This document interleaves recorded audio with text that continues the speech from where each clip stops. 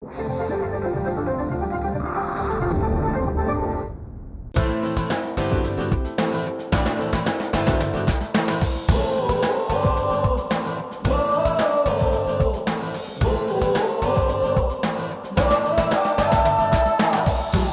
से झुके नहीं, कदम कभी डिगे नहीं। ओ तूफानों से झुके नहीं, कदम कभी डिगे नहीं। राह में रुके नहीं, आसमां सी बुलंदी तक। कोशिश से कामयाबी तक, कोशिश से कामयाबी तक, कोशिश से कामयाबी तक, कोशिश से कामयाबी तक, कोशिश से कामयाबी तक। नमस्कार, कोशिश से कामयाबी तक में आपका स्वागत है और मैं हूं किरण जनेजा। एक फिल्म का हीरो तब तक हीरो नहीं बन सकता जब तक कि एक विलन ना हो उस फिल्म में। तो आज हम ऐसे ही एक विलन से आपकी मुलाकात कराने जा रहे हैं। आइए देखते हैं उनका एवी। कोशिश से कामयाबी तक। गुलशन ग्रोवर, बॉलीवुड के ओरिजिनल बैडमैन। जब भी बॉलीवुड के विलेंस की बात होती है, गुलशन का नाम सबसे पहले आता है। 30 साल के अपने फिल्मी करियर में कुल 400 से अधिक फिल्में कर चुके गुलशन ने हिंदी फिल्म इंडस्ट्री में सन 1980 की फिल्म हम 5 से प्रवेश किया और दी कुछ सुपर डुपर हिट फिल्में।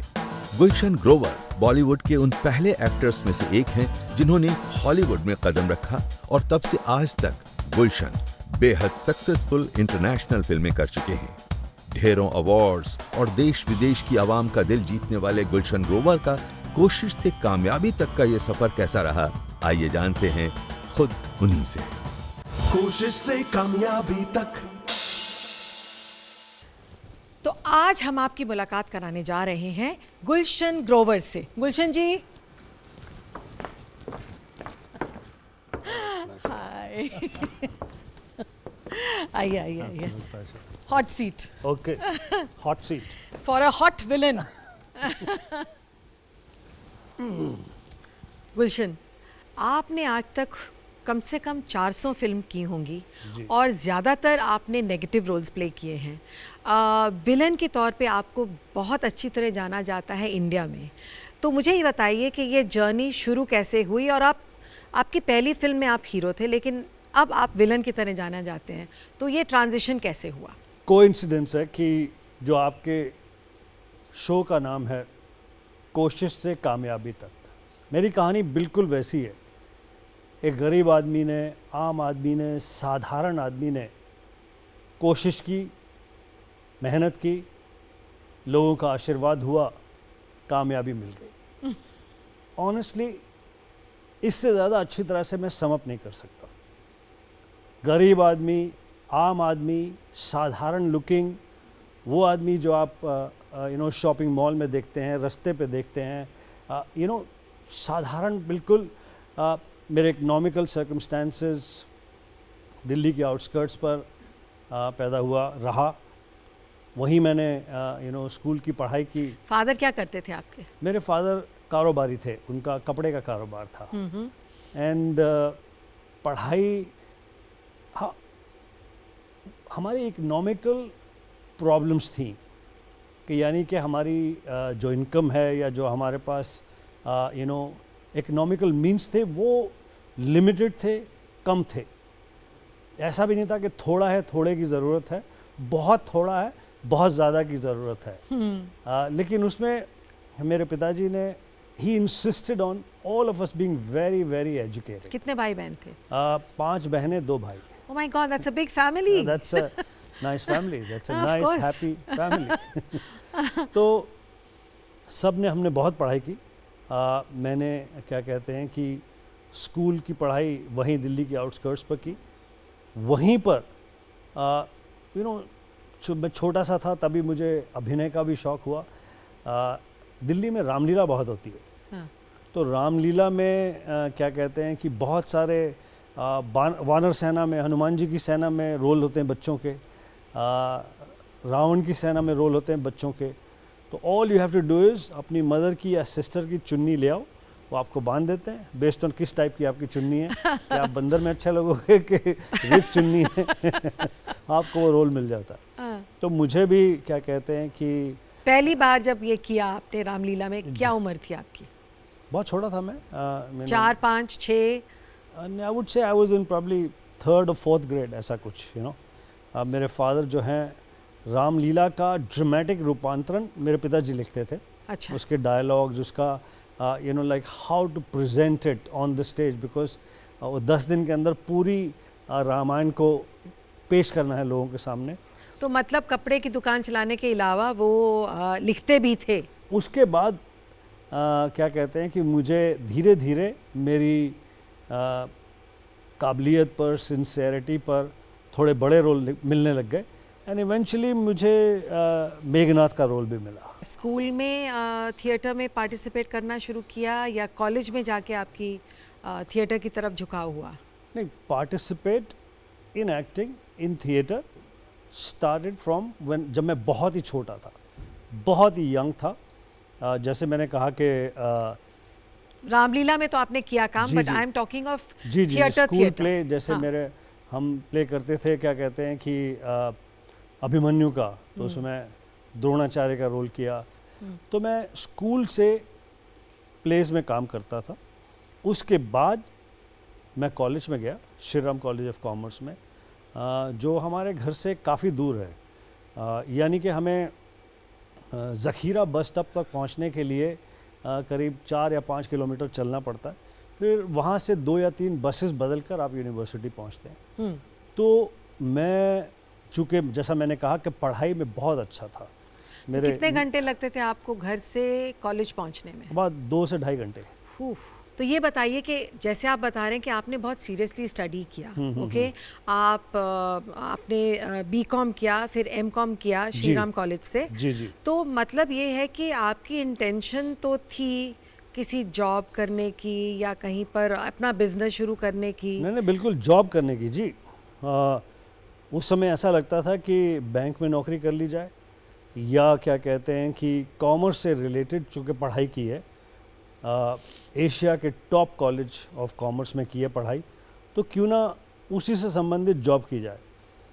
और उस समय भी परिवार को ज़रूरत थी कि मैं कोई काम करता और पैसे लाता, and family would have been you know like far more happier in More better comfortable, this thing. हाँ।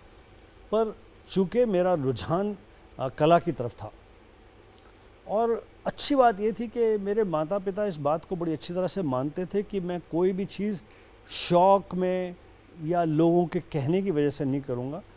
अगर मैं कह रहा हूँ कि मैं एक बार फिल्मों में ट्राई करना चाहता हूँ, मेरा मन है, मुझे लगता है कि मुझे सक्सेस मिलेगी, आप प्लीज़ मुझे 6 महीने दीजिए। 6 महीने के लिए मुझे बम्बई जाने दीजिए। 6 महीने के बाद एक दिन भी एक्स्ट्रा नहीं होगा, मैं लौट कर आ जाऊँगा, और फिर उसके बाद इस पढ़ाई से संबंधित जो भी मुझे काम मिलेगा मैं वो कर लूँगा हैप्पीली। आपकी जो जर्नी थी वो तो दिल्ली में शुरू हुई जी। एंड सबसे पहले आपने ऑल इंडिया रेडियो में कुछ किया, जी जी जी। तो उसके बारे में हमें बताइए। देखिए, जब दिल्ली यूनिवर्सिटी में पढ़ता था तो जो अपनी एक्टिंग का शौक़ था उसे एक्सपैंड करने का मौका मिला, बिकॉज एक्सपोजर बहुत हुआ दिल्ली यूनिवर्सिटी में।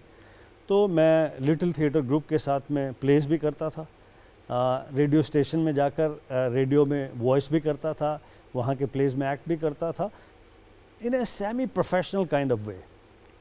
टेलीविज़न में भी मुझे एक आध मौका मिला, और दिल्ली में मैं यूनिवर्सिटी के अंदर बहुत अच्छी तरह से एक एक्टर की तरह से जाना जाता था। आसपास के girls college, Miranda house, IP college, जब उनके प्लेस होते थे, क्योंकि वो सिर्फ लड़कियों का कॉलेज है, तो उन्हें मेल एक्टर्स की ज़रूरत होती थी मेल रोल करने के लिए। तो बहुत मेरा नाम था as an actor Delhi university में, और वहीं से मैं पढ़ाई के दौरान क्या कहते हैं कि ये लिटिल थिएटर ग्रुप LTG, स्वर्गीय BM शाह साहब, दास साहब, बड़े बड़े एक्टर थे, जैमिनी कुमार, उत्तरा बावकर, मीनाक्षी ठाकुर, बहुत सारे लोग, जो नरेश सूरी, ब्रिजभूषण साहनी, जो कि उन सब के से आपकी जान पहचान थी दिल्ली वो में? सब सीनियर एक्टर्स थे। मैं एक यंग कॉलेज से आने वाला छोटा सा रोल मिलता था मुझे, मैं उनके साथ करता था। तो जब आप बॉम्बे आए तब आपका कुछ इंटरैक्शन दूरदर्शन से भी हुआ? ओह तो यस यस यस, वो किस्सा हमें ज़रूर सुनाइए। जी यहीं दूरदर्शन से हुआ।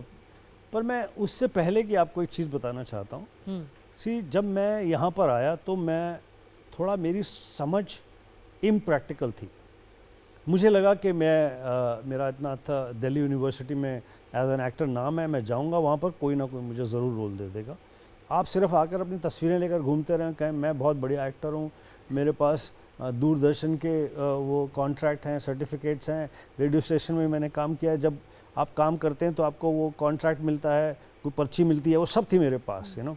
तो उससे नहीं होगा, आपको इससे ठीक तरह से स्टडी करना होगा। इसके साथ साथ formal training is required. Acting के सबसे बड़े टीचर प्रोफेसर रोशन तनेजा साहब ने बम्बई में वो कोर्स शुरू किया था। तो मैं, अनिल कपूर, मज़हर खान, मदन जैन बैचमेट थे उस क्लास में, एक्टिंग क्लास में, पहली एक्टिंग क्लास में।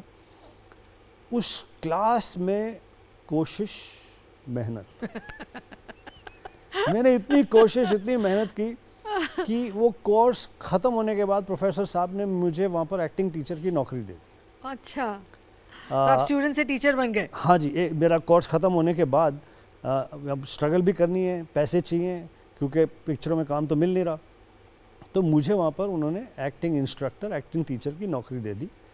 बल्कि जब मैं वहाँ पर एक्टिंग टीचर था तो उस समय हमारे स्टूडेंट थे, प्रोफेसर रोशन तनेजा साहब के स्टूडेंट थे संजय दत्त, कुमार गौरव, सनी देओल, टीना मुनीम, ये सभी स्टूडेंट थे। मैं टीचर था उस क्लास के अंदर, गोविंदा तक क्या कहते हैं, जी जी, मैंने सिखाया लोगों को वहाँ पर। तो मैंने कोशिश की कि मुझे दूरदर्शन में कोई काम मिल जाए। तो मैं यहीं दूरदर्शन में इसी बिल्डिंग में आया था। मैंने ऑडिशन दिया, टेस्ट दिया, अनफॉर्चुनेटली मैं फ़ेल हो गया उसमें। फिर कुछ महीने के बाद आप दोबारा दे सकते हैं टेस्ट। मैंने फिर दोबारा दिया, फिर रिजेक्ट हो गया। सेकंड टाइम रिजेक्ट हो गया? हाँ जी, रिजेक्ट हो गया। हाँ। फिर मुझे जब सेकंड टाइम दिया था तब मुझे लगा, मैंने कहा कि बस भाई अब तो मैं फूल खिले हैं गुलशन में ही काम करने के लिए आऊँगा, अब नहीं आऊँगा यहाँ पे। ऊपर वाले ने सुन ली, मुझे कामयाबी दी। मैं उसके बाद यहाँ पर फूल खिले हैं गुलशन में इंटरव्यू देने के लिए आया। बल्कि अभी जैसे ही मैं आया था तो सीनियर दूरदर्शन के अभी मुझे मिले, बोले याद है आप आए थे फूल खिले हैं गुलशन में। तो कोशिश से कामयाबी। यहाँ पर लेते हैं हम एक छोटा सा ब्रेक। कोशिश से कामयाबी तक। ब्रेक के बाद आपका स्वागत है। धन्यवाद। आप देख रहे हैं कोशिश से कामयाबी तक, और आज हम बात कर रहे हैं गुलशन ग्रोवर से। तो गुलशन, हम बात कर रहे थे आपकी कॉलेज की, और उसके बाद में आप बॉम्बे आए और फिर आपने हमें दूरदर्शन का किस्सा बताया। अब आ जाते हैं आपकी पहली फिल्म पर। ये बताइए कि पहली फिल्म का ब्रेक आपको कैसे मिला एज अ हीरो? जब एक्टिंग कोर्स ख़त्म होने वाला था तो प्रोफेसर रोशन तनेजा साहब क्या करते हैं कि इंडस्ट्री के बहुत सारे प्रोड्यूसर्स को, डायरेक्टर्स को आमंत्रित करते हैं पासिंग आउट इवेंट के लिए। पासिंग आउट इवेंट क्या होता है कि जहाँ पर स्टूडेंट्स जो हैं वो एग्जामिनेशन के लिए परफॉर्म करते हैं। उसमें आपकी फैकल्टी के टीचर्स भी हैं, प्लस जो प्रोड्यूसर्स, डायरेक्टर्स हैं वो भी एज एग्जामिनर, एज जजेस हैं। उसमें मेरे दोस्त अनिल कपूर के फादर सुरेंद्र कपूर जी भी थे, लेट सुरेंद्र कपूर जी, ताराचंद बड़जात्या जी भी थे। बहुत सारे फिल्म मेकर्स उस एग्जामिनेशन पैनल में थे। मतलब एग्ज़ाम ख़त्म हुआ तो मेरा काम इतना इंटरेस्टिंग और अच्छा हुआ कि उन्होंने मुझे बहुत बधाई दी, बात ख़त्म हो गई। स्ट्रगल का टाइम शुरू हुआ। मैं और अनिल कपूर दोनों, वो भी एक कोशिश का उदाहरण है पक्का, तो हम दोनों ने स्ट्रगल करना शुरू किया। फेमस तारदेव सुरेंद्र कपूर जी का ऑफिस था, उनके पास गए पहले, तो उन्होंने कहा चल मैं तेरे को मेहरा साहब से मिलाता हूँ। तो सुरेंद्र जी, अनिल के फादर, मुझे लेकर FC मेहरा साहब के ऑफिस में गए। वहाँ उन्होंने मुझे मेहरा साहब से मिलाया, उमेश मेहरा जी से मिलाया, राजीव मेहरा से मिलाया और कहा कि भाई अनिल के साथ ही एक्टिंग क्लास में था, मैंने इसका काम देखा है एक्स्ट्रा ऑर्डिनरी। उसके बाद दूसरे प्रोड्यूसर से उन्होंने मुझे साथ में ले जाकर, जिन प्रोड्यूसर से मैं समझ लीजिए मुझे मिलने में कई साल लग जाते, सुरेंद्र कपूर जी मुझे साथ में ले जाकर उन प्रोड्यूसर से सामने बिठा के फ़ौरन मिला देते थे, वो बहुत तारीफ़ करके। उसी दौरान उनकी फिल्म हम 5 बननी शुरू हुई। तो मुझे नहीं लेना चाहते थे कुछ टेक्निकल लोग उस फिल्म से संबंधित। अनिल के फादर सुरेंद्र कपूर जी ने अपनी वीटो पावर यूज़ की और कहा कि इस फिल्म में जो 5 हीरो हैं, हम 5, एक मिठुन चक्रवर्ती, राज बब्बर, नसीरुद्दीन शाह, गुलशन ग्रोवर एंड उदय चंद्रा, तो सुरेंद्र कपूर जी ने मुझे वो रोल दिलाया। उससे पहले चूँकि संजय दत्त हमारे साथ ट्रेनिंग कर रहा था, उसकी ट्रेनिंग को लगातार मॉनिटर करने के लिए, देखने के लिए स्वर्गीय सुनील दत्त साहब वहाँ पर आया करते थे क्लास में। उन्होंने मेरा काम देखा, क्योंकि when you are doing a private course तो आप अकेले तो एक्टिंग नहीं कर सकते, तो teacher has to act with you. तो उन्होंने मेरा काम देखा, लेट सुनील दत्त साहब ने, तो उन्होंने मुझे फिल्म रॉकी में रोल दिया, संजय दत्त के दोस्त का। इधर से हम 5 मिली, इधर से रॉकी मिली, उधर से मेहरा साहब ने राजीव मेहरा जो कि फिल्म डायरेक्ट कर रहे थे राजीव कपूर के साथ, चिंपू कपूर के साथ, ऋषि कपूर के छोटे भाई के साथ, उसमें मुझे खलनायक की भूमिका दी। Simultaneously within no time ये तीनों पिक्चरें मेरे पास आ गई। इसमें काम करने के दौरान अगेन एक चीज़ लोगों को रजिस्टर हुई, मेरे को स्टार्स को, वो थी मेहनत, हार्ड वर्क, कोशिश। अनिल कपूर मेरा दोस्त, अनिल ने मुझे कहा कि मलयालम फिल्म में काम करेगा। आई सेड यार मैं स्टेज प्ले में भी करूँगा यार काम चाहिए बस। तो इसे ऊटी में चल रहे हैं, ऊटी में रोल है, तो अनिल ने मुझे कुछ रोल सुना दिया। ये बातचीत हुई, आप मालूम है ऊटी जाने के लिए there is a car journey, long car journey, car journey में होटल में पहुँचे तो अनिल ने, जब उस डायरेक्टर ने कहा कि यार who is this friend of yours, I like his face is very interesting and he has very interesting, very powerful eyes, and who's he, can he act? So yeah, he's a trained actor, he's from the acting school, he's my batchmate, and Anil ने मेरी acting की बहुत तारीफ़ की, बहुत तारीफ़ की। तो उस डायरेक्टर ने कहा कि मैं अभी इसको साइन करना चाहता हूँ, हालांकि हमने इस रोल में एक दूसरे एक्टर को साइन किया हुआ है। There was another Bollywood actor, big name at that time, who was signed for that role, उसे हटा दिया गया, मुझे फिल्म में ले लिया गया। ये तय हुआ वहाँ पर कि आपकी शूटिंग अब से 14 दिन के बाद है, आप शेव नहीं करेंगे। मैंने बोला मैं नहाऊंगा भी नहीं अगर आप बोलेंगे तो। लेकिन ये बताइए, जैसे आपके पास एकदम सडनली विलन के रोल्स आने लगे, कभी आपने बैठ के पीछे ये सोचा कि अगर मैं ये विलन के रोल कर रहा हूँ तो मैं तो हीरो बनूंगा नहीं? आपको ऐसा कभी ये लगा, या आपको लगा वर्क इज़ वर्क, फ़र्क नहीं पड़ता है as long as I am working? नहीं जी, मैंने तो तय कर लिया था कि मैं हीरो नहीं बनूंगा। ओह, क्योंकि मैंने इस व्यवसाय को, कला और व्यवसाय के इस मिश्रण को ठीक से स्टडी किया। मैंने स्टडी किया कि you have to be a star and you have to have a recall value, like how it is with a brand.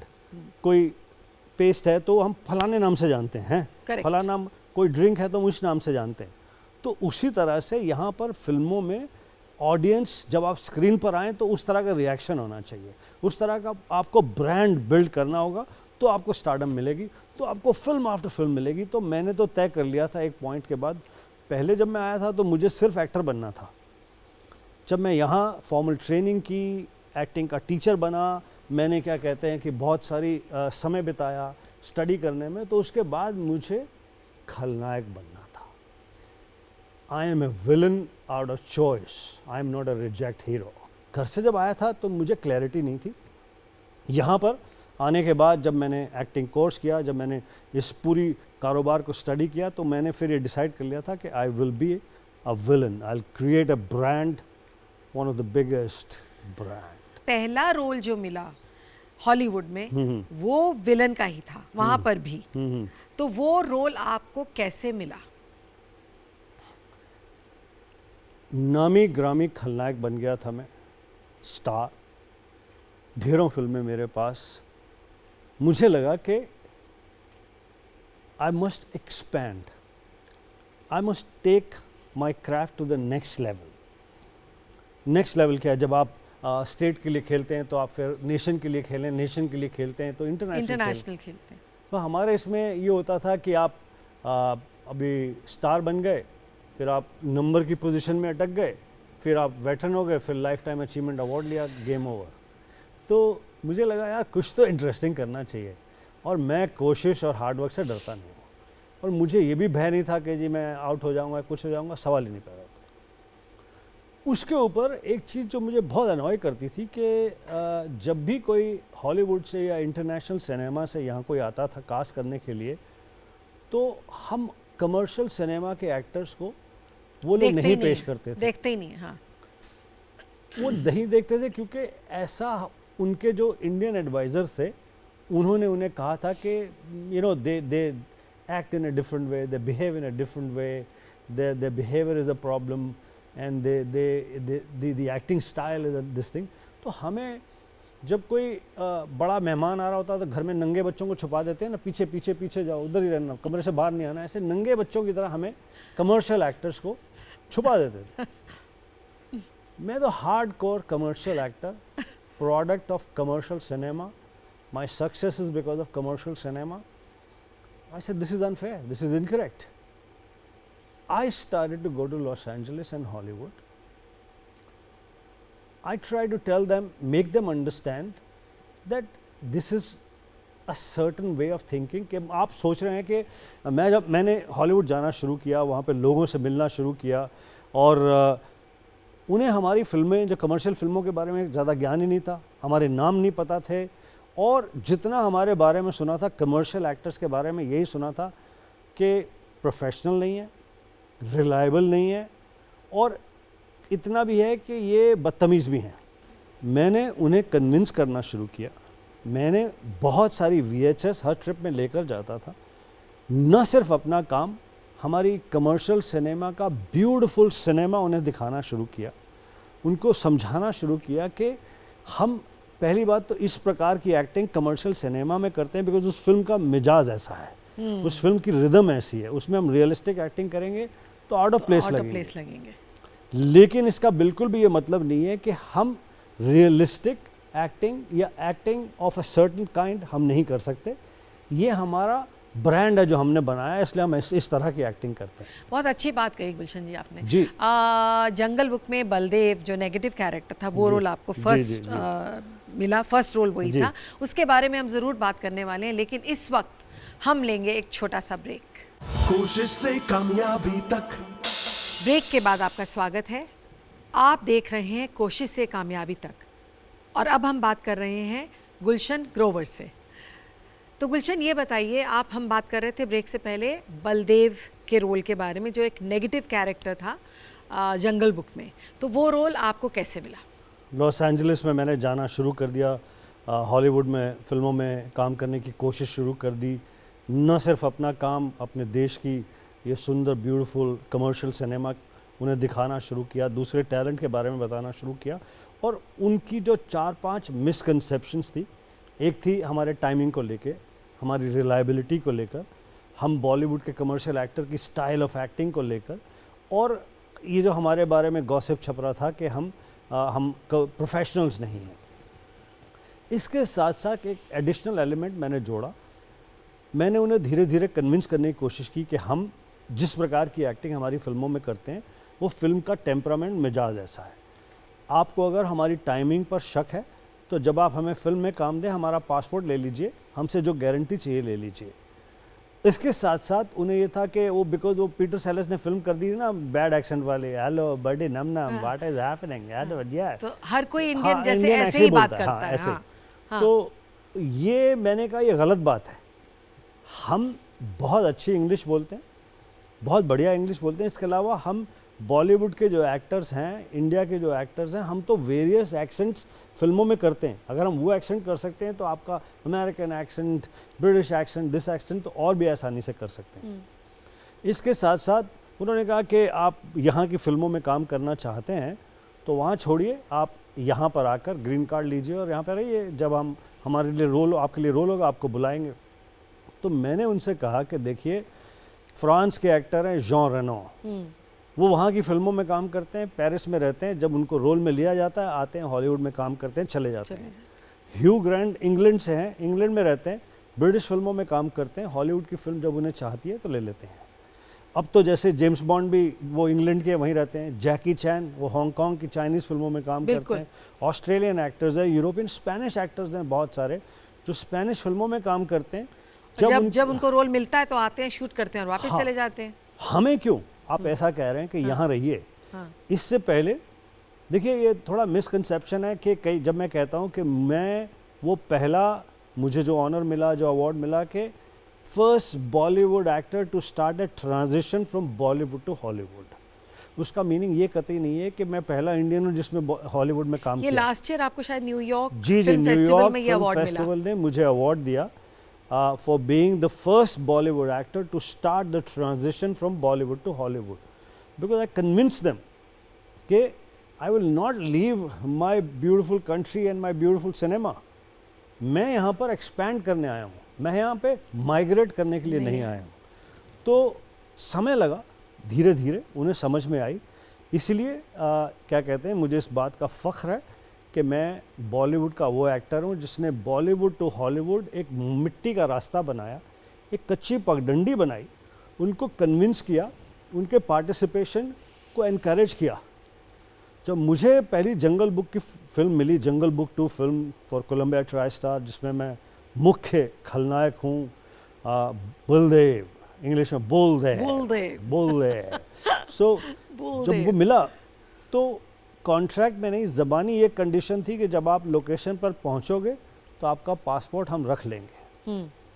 मैं पहुंचा, होटल का कमरा दिखाया, ये हुआ वो हुआ, होटल में ही प्रोडक्शन ऑफिस था उधर गया। So what would you have, will you have some coffee, this that and the other. First thing I did was handed over my passport on my own, क्योंकि मेरा मिशन पर्सनल एजेंडा ज़रूर था expand करने का, पर उसके साथ साथ मेरा एक नेशनल प्राइड भी था, एक ये भी एजेंडा था कि stop behaving in a certain way with us.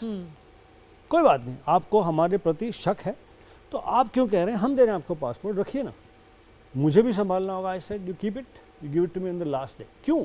उनको ये भय था, मैगजीन्स में पढ़ा था कि बॉलीवुड एक्टर शूटिंग ख़त्म करे बगैर आधी रात को चले जाते हैं, गर्लफ्रेंड की याद आ गई, वहाँ निकल गए, आउटडोर भाग गए, तो इसलिए वो घबराए हुए थे गोरे। तो मैंने वो किया, मैंने इसके अलावा उनको कन्विंस किया, जब मुझे फिल्म में लेते हैं तो समय से पहले मैं वहाँ पहुँच जाता हूँ। तो ऐसे आप हम पे रिलाय तो करें जैसे आप फ्रेंच एक्टर पे रिलाय करते हैं, ब्रिटिश पे करते हैं। धीरे धीरे उसका असर हुआ। आज बड़ी खुशी की बात है कि वो मड पाथ को बहुत सारे एक्टर, बहुत सारे काबिल एक्टर मिलकर इसे सीमेंट कर रहे हैं। बहुत सारे एक्टर जिनकी इस बात को वो एक्सेप्ट करते हैं कि आप आओ, पिक्चर में काम करो और घर चले जाओ। अदरवाइज किरण आप देखें, for years they kept saying Gulshan will love your work, but you have to move here, you have to come and live here. I said, once you come to India and see how popular I am, just once come and see that. But Gulshan, ये तो हुआ कि जब आपने वहाँ काम करना शुरू किया तो यहाँ आपका थोड़ा सा काम कम हो गया। थोड़ा नहीं, बहुत कम हुआ। इनसिक्योरिटी इंडियंस को भी रहती है कि भाई अब तो वो हॉलीवुड चले गए, अब वो यहाँ क्या फिल्में करेंगे, उनका तो भरोसा नहीं है वहाँ की फिल्म मिलेगा, यहाँ के छोड़ के और ये फ्लाई कर जाएंगे तो हमारा क्या होगा। तो ये एक इनसिक्योरिटी इंडियंस में भी है। देखिए ऐसा है, जब भी कोई चीज़ पहली बार होती है तो उसके अलग अलग तरह के रिएक्शन होते हैं।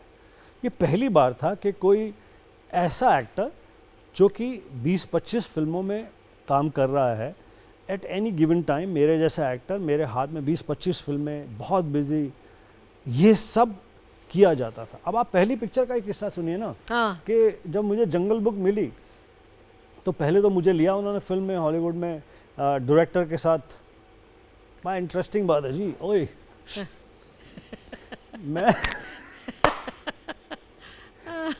अब हॉलीवुड की पहली फिल्म की मेरी मीटिंग, मैं वहाँ पे गया था, ये फिल्म स्टार शोज होते हैं ना, शाहरुख, आमिर, मैं और बहुत सारी एक्ट्रेसेस, लॉस एंजलिस में शो हुआ, 3 दिन की छुट्टी थी। 3 दिन की छुट्टी हुई, किसी मेरे दोस्त ने डायरेक्टर ऑफ जंगल बुक के साथ में अपॉइंटमेंट रखाई। अब मैं खड़ा इसलिए हुआ कि बॉलीवुड के एक्टर को शीशा देखने का बड़ा शौक होता है, कंघी फेरने का बड़ा शौक होता है। तो मैं ऑफिस में जाने से पहले बाथरूम में गया, अपने बाल वाल बना रहा था, कंघी हमेशा रखता हूँ, कंघी शंगी फेर रहा था। ओए ख़राब नहीं हो जाए यार, अच्छा ये कर रहा था। तो एक आदमी अंग्रेज हाथ धो रहा था, मेरी तरफ देखे जा रहा था। He says, "Are you Gulshan Grover?" I said, "Yes, I am." He says, "I'm the man you've come to meet." अब मैं सोचो यार अब क्या करूं? मैं बन रहा हूँ यहाँ पे बॉलीवुड में। आप हर शॉट से पहले 50 बार कंघी फेरते हैं, ये करते हैं, वो करते हैं। बोला डायरेक्टर से मिलने जाना है, ज़रा मैं अपना सेट तो कर लूँ सब कुछ। तो डायरेक्टर तो वहीं खड़ा था बाथरूम में। वो क्या कहते हैं कि अब वो मुझे कहने लगा कि my name is Duncan Clark, I am the director of this film and you've come to meet me. My friend said, look out for an exotic looking Indian who's going to come and visit you. My God. अब वो 5 minute में, although मुलाकात बड़े odd circumstances में हुई, bathroom में कंघी फेरते हुए अपने आप को हीरो बनाते हुए के अंदर, लेकिन आपको रोल मिल गया। 1 सेकंड में मिल गया। He was fascinated by, it didn't matter to him how I was getting prepared for the meeting. It didn't matter to him. उसको जो लगा कि कितना इंटरेस्टिंग चेहरा, 1 सेकंड में रोल मिल गया। मुझे स्क्रिप्ट दे दी उन्होंने, मेरे साथ बातचीत होगी, बोला producers will discuss the money with you. खुशी खुशी में इंडिया आ गया। थोड़े समय के बाद मुझे फिल्म से निकाल दिया। ये किस्सा बहुत इंटरेस्टिंग है, ये किस्सा ज़रूर बताइए कि आपको क्यों निकाला गया? जब उन्होंने मुझे फिल्म से निकाला तो मैंने पूछा कि रीज़न क्या है। आपने तो मेरा डेढ़ महीने का समय लिया था, अब आप मुझे फिल्म से निकाल रहे हैं। तो उन्होंने कहा कि दे इन्फॉर्म्ड यू, उन्होंने फ़ोन करके आपको बोला कि हम फैक्स भेजा। फैक्स भेजा। Okay. Due to unavoidable circumstances? No, due to the distributor of the film who has certain advice for us. Unfortunately, we will not be using in the film. Sorry about this and next time. तो मैंने बहुत कोशिश की उनसे जानने की। तो एक बार जब मैंने बहुत फ़ोन किया तो उन्होंने कहा कि you see, it's a major role in a large big American film. The distributors feel that the distributor was Columbia TriStar. Okay. Columbia TriStar feels that take an American actor, paint him dark and make him look like an Indian, as opposed to taking an unknown actor in such a large big major role. Okay. इसलिए आपको निकाला जा रहा है। यही मैं prove करना चाहता हूँ। उस समय हम सारे बॉलीवुड वाले उनके लिए अननोन थे। निकाल दिया। मुझे बहुत दुख हुआ, बड़ा डिसहार्टन हुआ। लेकिन डायरेक्टर ने वो पोत कर गोरे के साथ शूटिंग शुरू की। उसे पसंद नहीं आया। ओके। बड़ा एक्टर था वो, नामी एक्टर था। डायरेक्टर कहने लगा this is looking fake, I want that Indian actor, he has a face that I like, he has shifty eyes, he has big eyes. क्या क्या उसके दिमाग में था। तो कहने लगा मुझे वो एक्टर चाहिए। मीटिंग हुई कि डायरेक्टर ऑफ द फिल्म बोल रहा है कि हम फिल्म का सत्यानाश कर रहे हैं, ये फिल्म कोई नहीं देखेगा अगर ये गोरा फेक लग रहा है। तो मुझे उन्होंने फ़ोन किया और खुलकर कहा कि आप चाहें तो इस सिचुएशन को एक्सप्लॉइट भी कर सकते हैं, आप चाहें तो हमारी हेल्प कर सकते हैं, हम आपको फिल्म में वापस लेना चाहते हैं। मैंने कहा जी मैं खुश हूँ, मैं बिल्कुल एक्सप्लॉइट नहीं करूँगा। कब? इसे आज ही। ओह गॉड। तो यहाँ जो इतनी सारी आप फिल्में कर रहे थे उनका क्या होगा? जी मैंने कहा जी कि आज तो नहीं निकल सकता। मेरी 2 चीज़ें, एक तो आप मुझे ऑफ़र लिखी हुई भेज दीजिए, पिछली बार आपने लेकर निकाल दिया, आप मुझे फैक्स कीजिए ऑफ़र, रिटन ऑफ़र। दूसरी बात यह कि मैं आपको कल सुबह बताऊंगा। मेरा आउटडोर था फिल्म यस बॉस का, शाहरुख के साथ। हाँ। तो मैंने शाहरुख को फैक्स दिखाए और उसे बताया कि ऐसे ऐसे मुझे हॉलीवुड की फ़िल्म मिल रही है, मैं कब से कोशिश कर रहा हूँ, ये फ़िल्म मेन रोल है, मेजर रोल है। उसने फैक्स पढ़ा, उसने कहा कि यू गो। शाहरुख ने उनसे बात की, मैंने भी उनसे रिक्वेस्ट किया प्रोड्यूसर डायरेक्टर से, और मैं उस हॉलीवुड फिल्म में काम करने के लिए चला गया। तो इंटरेस्टिंग, मज़ेदार, अजीब very interesting स्टार्ट था मेरा हॉलीवुड में। बहुत ही इंटरेस्टिंग स्टोरी थी। अब हम लेते हैं एक छोटा सा ब्रेक। कोशिश से कामयाबी तक। ब्रेक के बाद आपका स्वागत है। आप देख रहे हैं कोशिश से कामयाबी तक। मैं हूं किरण जुनेजा और हम बात कर रहे हैं गुलशन ग्रोवर से। तो गुलशन, जैसे हम बात कर रहे थे कि वेस्ट में आपने बलदेव का रोल पाया और आपके हाथ से गया और फिर वापस आपको वो रोल मिला और उससे मिली आपको हॉलीवुड में सक्सेस। मेरी इंटरनेशनल अरेना में 3 पिक्चरें रिलीज़ हो रही हैं। ऑस्कर नॉमिनेटेड डायरेक्टर हैं दीपा मेहता, उनकी फिल्म है बीबा बॉयज़। ना बीबा बॉयज़ में उनके साथ आपने एक फिल्म पहले भी कुछ जी साल मैंने पहले भी की थी। 1947 अर्थ में काम किया था, कुछ 17 साल पहले। तो इतना बड़ा गैप क्यों रहा 17 साल का? आई मीन ये तो ईच डायरेक्टर के ऊपर होता है, पर ये फिल्म बीबा बॉयज़ के बारे में मैं चाहता हूँ कि एक छोटी सी झलक ज़रूर दिखाएं प्लीज़ आप अपने व्यूअर्स को, जी। क्योंकि ये डायरेक्टर जो हैं ऑस्कर नॉमिनेटेड डायरेक्टर हैं, उसके साथ साथ बहुत सेंसिटिव डायरेक्टर हैं। एंड एक और ख़ास बात कि पहली बार ये टेरेंटिनो जैसे जॉनरा में जा रही हैं कि जहाँ गन चल रही है, मारा मारी हो रही है। हाँ, नॉर्मली वो बहुत जी। सोशली रेलेवेंट सब्जेक्ट जी, उठाती तो हैं। इसके अंदर भी इन बंदूकों की आवाज़ के अंदर उसने सोशली रेलेवेंट इमोशंस को पोर्ट्रे किया। My God. देखिए अब ब्रेट ली को कौन नहीं जानता। ब्रेट ली फास्ट बॉलर, जितने गुड लुकिंग है उतने खतरनाक जब बॉल उसके हाथ में होती है। ब्रेट ली के साथ मेरी फिल्म रिलीज़ हो रही है an Indian. Okay. It's an Australian American film, English में है फिल्म। ब्रेट ली उसमें हीरो हैं और मैं उसमें, जब आप फिल्म देख कर निकलेंगे तो आप मुझे हीरो भी कह सकते हैं, आप मुझे खलनायक भी कह सकते हैं, आप मुझे एक ऐसा शख्स भी कह सकते हैं कि जिसने अपने ओवर इमोशन की वजह से कुछ गड़बड़ कर दी। बल्कि जब मैं ऑस्ट्रेलिया में सिडनी में ब्रेट ली के साथ पहला शॉट हुआ हमारा, तो मैंने कहा Brett, you don't look like that dangerous Brett Lee that I see on TV. जब ब्रेट ली बॉल लेकर भागता है तो ऐसा लगता है कि सामने वाला he says, "Mate, wear some pads, get a bat, and then I'll show you." He's a cardiologist. Caught in this maze of new culture, not Australian enough for Australia yet, not Indian enough for India anymore. There are many things that you don't understand.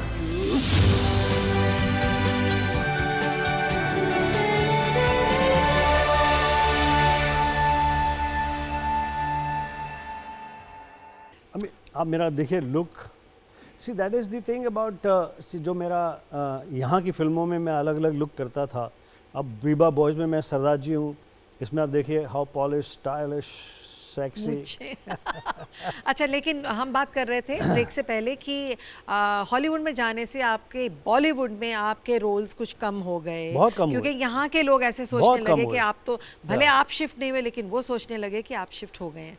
तो आपको यहाँ तो बहुत नुकसान हुआ। सी अगर आप risk नहीं लेंगे, नुकसान नहीं होगा, तो आप अचीव कैसे करेंगे? No gain no pain. No कोशिश नो कामयाबी, नो कोशिश नो नो कामयाबी। कामयाबी। अच्छा, अब आते हैं मैरिज पर। फर्स्ट मैरिज लव मैरिज थी कि अरेंज्ड? लव मैरिज थी जी। मेरे बेटे संजय की जो माँ हैं उनके साथ मेरा अफेयर चला। वो गोवा क्या के करती थी? जी, वो क्या करती थी? वो एक नॉर्मल लड़की थी, ओके। गोवानीज हैं, गोवा की रहने वाली, क्रिश्चियन। एंड उनसे इंटरेक्शन, रोमांस हुआ, रोमांस शादी में बदल गया। शादी से मेरा बेटा हुआ संजय ग्रोवर। और उसके बाद कुछ ठीक नहीं चला तो हमने समझदारी से दोनों ने तलाक कर लिया। मेरे इस इमोशन को लेकर मेरे फेलो एक्टर्स ने मेरी बहुत हेल्प की। दे वर फॉरएवर, मुझे पहले घर भेज देते थे शॉर्ट में, इसके अलावा मुझे हर तरह से हेल्प करते थे। रियल लाइफ में खलनायक होने की वजह से आपको कभी भी लोगों के एटीट्यूड में ख़ास तौर पर क्या कहते हैं कि जो फीमेल फैंस हैं उनके अफेक्शन को लेकर बहुत हुआ। वो घबराती थी बहुत। मेरी शुरू की फिल्म सोनी महिवाल की शूटिंग हम कर रहे थे चंडीगढ़ में। मशहूर खलनायक मैं हो चुका था अच्छा नाम ही, मशहूर नहीं हुआ था, अच्छा नाम ही खलनायक था। तो मेरे को ऑटोग्राफ ही नहीं ले रहा था, सब सनी देओल और पूनम से ऑटोग्राफ ले रहे थे, पूनम ढिल्लोन से। तो मैंने कहा शायद मैं मुझे पहचान नहीं रहे पगड़ी और दाढ़ी में, तो मैंने उमेश मेहरा जी की वाइफ रितु मेहरा और पूनम ढिल्लोन को कहा कि आप लोग ज़ोर से ना मेरा नाम लेकर मुझे बुलाइए, तो ये लड़कियां घूम कर देखेंगी कि- देखेंगी हाँ मेरी तरफ। हाँ। तो मैंने गुलशन ग्रोवर, एक मिनट, गुलशन ग्रोवर, ये जब हीरोइन बोल रही है और मेरी भाभी उमेश मेहरा जी की वाइफ बोल रही हैं, तो भी लड़कियां मेरे पास नहीं आई ऑटोग्राफ लेने। फिर मैं शाहरुख के साथ में वर्ल्ड टूर कर रहा था, परफॉर्म कर रहा था, तो वैंकूवर, टोरंटो, इस जगह की जो फैंस हैं ना, उनके लिए मेरे प्रति बहुत सम्मान है, उनका अफेक्शन बहुत ही वोकल है, बड़े उत्साह से, बड़े जोश से, बहुत चिल्लाकर आपका स्वागत करते हैं। और ख़ासतौर पर लड़कियां इतने अफेक्शन को दिखाती हैं कि बस आपको अपने एक्टर होने पर धन्य हो जाते हैं। वो इतनी ज़्यादा क्या कहते हैं अफेक्शनेट हैं कि हमारे होटल में सिक्योरिटी के बावजूद भी वो ऊपर रूम्स में घुस आती। मेरे सामने वाला कमरा शाहरुख का था, उसके obviously Shahrukh is heart throb, romantic hero and one of the nicest person. तो उसके कमरे में लड़कियां ऑटोग्राफ लेने जाती थी, मेरे कमरे में भी आती थी, लेकिन अंकल, कज़न, मामा जी, बॉडीगार्ड, चाचा, सबको साथ लेके। That's wonderful. तो वो एक उनके ऊपर जो मेरे रोल है उनका प्रभाव था। मेरी कला को सराहती थी, लेकिन डर लगता था कि हाँ, इसके कमरे में कि जाने रियल से लाइफ पहले में भी शायद। हाँ। अच्छा, आपने फिर एक बार शादी की तो रोमांस भी हुआ होगा, उस पर थोड़ी सी। कुछ नहीं कह सकता। I have been a defective material for marriage. मुझ में वो गुण नहीं है जो एक अच्छे पति के गुण। I have defects of being obsessive. पहली बार ऑब्सेशन करियर का था, दूसरी बार ऑब्सेशन मेरे बच्चे को लेके था। ओहो। कि तो उसमें एक प्रॉब्लम हो रही थी। उनको Very नहीं, difficult एक- उनको नहीं, हाँ। मतलब जिंदगी चलाने में। तो आई वुड से कि डिफेक्ट जो है वो हर सर्कमस्टेंसेस में डिफेक्ट। आज आपका बेटा सेटल हो चुका है, जी, जी, he is in America, touchwood, he is doing very well for himself. जी, जी, जी। फिल्म लाइन उन्होंने नहीं ज्वाइन की directly, not as an actor, लेकिन is a film line producer, से is a producer producer and Hollywood के studio MGM में बहुत बड़ी आज- पोस्ट पर है वो। हाँ, आज अगर आपकी लाइफ में कोई अच्छी सी वुमन आ जाए तो आप फिर से एक बार सेटल होना पसंद करेंगे? अब तो मैं अपने डिफेक्ट पर काम कर चुका हूँ। हाँ। तो you ready for the third I round? Am ready for third. Wonderful. तो इसी नोट पे हम ये कॉन्वर्सेशन आज की ख़त्म करते हैं, लेकिन उससे पहले हमें करना है रैपिड फायर, तो वो हम शुरू करते हैं। आपका ड्रीम रोल? गब्बर का रोल। अपने डायलॉग्स में से आपका favourite dialogue? Bad man. Favourite film का जो लाइंस हैं एज अ विलन जो आप बोल चुके हैं, प्लीज़ खड़े होके हमें दिखाइए। ओफ, एक। ओके। फेवरेट? सिर्फ एक? ये नहीं हो सकता। 25, 30, 50। हमारा शो कल ख़त्म होगा फिर। 2-3 दिन चलने दीजिए। हाँ जी, बताइए। केसरिया, ये तो फेल हो गया, तो पास कर देते हैं इसे। सुपर। अच्छा, दिल्ली, मुंबई या Los Angeles, your favourite city? Delhi ने मुझे जन्म दिया, मुंबई ने मुझे पाला और लॉस एंजलिस वाली आंटी ने मुझे चॉकलेट दी, तो तीनों मेरी फेवरेट है। आपकी फेवरेट इंटरनेशनल फिल्म? स्कारफेस। आपके बारे में एक ऐसी बात जो कोई नहीं जानता?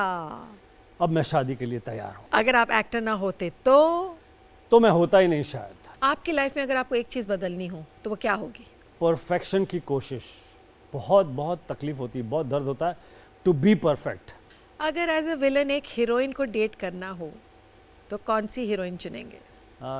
Angelina Jolie. Batman, Superman, Spiderman, choose करना हो कौन सा रोल? सुपरमैन। एक आइकॉनिक विलन कौन है इंडियन सिनेमा में? एक नहीं, बहुत सारे महान विलन्स की से प्रेरणा लेकर, इंस्पिरेशन लेकर एक विलन आपके सामने बैठा है, गुलशन ग्रोवर। इस बुक में आपको लिखना होगा एक ऑटोग्राफ और थोड़ा सा हमारे शो के बारे में, तो प्लीज। मैं तो यही कह सकता हूँ कि इससे एप्ट टाइटल, इससे बढ़िया शो आपकी बायोग्राफी के लिए नहीं मिल सकता। आइए। जी।